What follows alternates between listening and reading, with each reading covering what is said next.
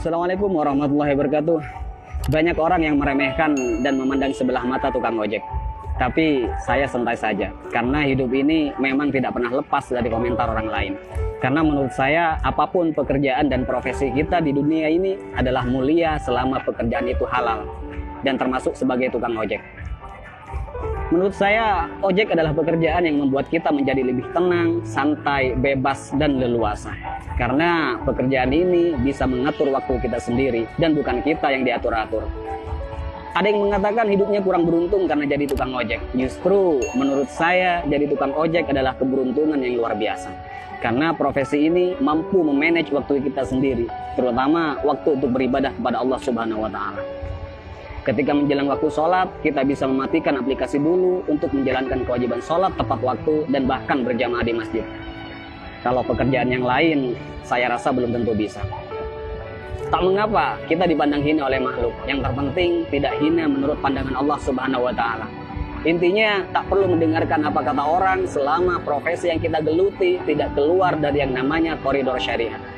Syukuri seperti apapun keadaan dan kondisi kita, dan jangan selalu membandingkan dengan hidup orang lain agar kita tidak menjadi orang yang kufur nikmat. Dan yang perlu diingat, apapun profesi kita tetap harus Allah yang dijadikan prioritas dan tujuan utama. Karena Allah menciptakan kita, wa ma khalaqtul jinna wal insa illa liya'budun. Tidaklah aku menciptakan jin dan manusia semata-mata hanya untuk beribadah kepadaku.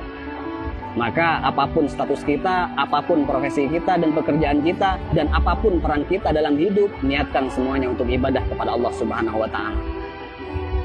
Ada sedikit motivasi dari saya, semoga bermanfaat. Bismillahirrahmanirrahim. Banyak orang kaya gelisah dengan kekayaannya dan hitung-hitungan dalam bersedekah, bahkan bersifat pelit dan kikir. Banyak artis bercerai padahal pasangannya sempurna, kaya, ganteng dan cantik. Banyak pejabat korupsi, padahal puluhan juta gaji dari jabatannya. Banyak polisi yang tak mengayomi, tapi malah memeras rakyat.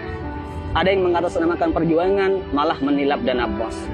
Banyak pembisnis sukses, tapi tidak jujur. Banyak yang masih bergelut dengan riba, hanya untuk gaya hidup. Ada yang menguasai banyak ilmu agama, tapi gemar bermaksiat dan tak mengamalkan ilmunya. Ada yang gemar berdakwah, tapi tak mampu mendakwahi dirinya sendiri. Ada yang suka minum khamr, narkoba, dan berzinah dengan alasan kesenangan. Ada yang sudah berkeluarga dan bahkan punya anak merasa kurang tentram, seolah jauh dari kata sakinah, mawaddah, warahmah. Ada atasan yang suka menyunat uang bawahannya. Ada seorang guru atau karyawan yang suka korupsi dan bahkan korupsi waktu.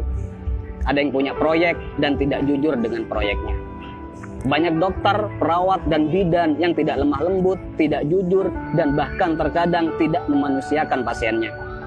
Ada yang sibuk mencari dunia sampai lupa pada Tuhannya dan lalai dalam sholatnya.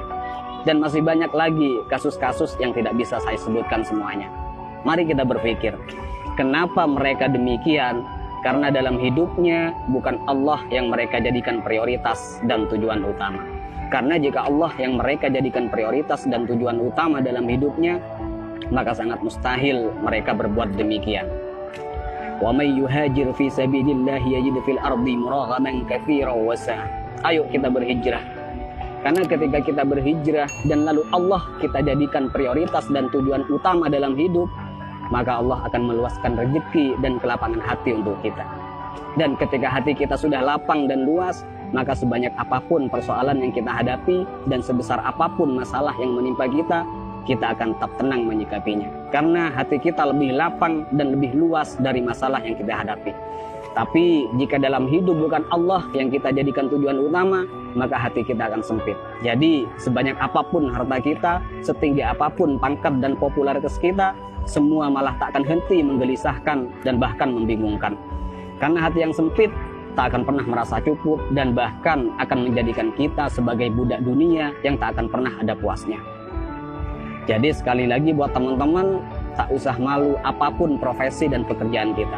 Selama itu halal, semua adalah pekerjaan yang mulia.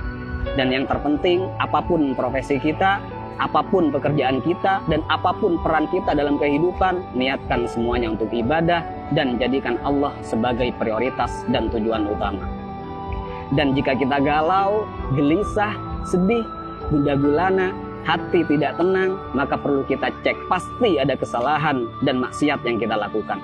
Dan sudah pasti kita meletakkan dunia di atas Tuhan. Dan juga saya pastikan hubungan kita dan Allah sudah tak lagi mesra. Jadi kesimpulannya, tolak ukur ketenangan dan kebahagiaan bukanlah kekayaan, bukan jabatan, dan bukan popularitas.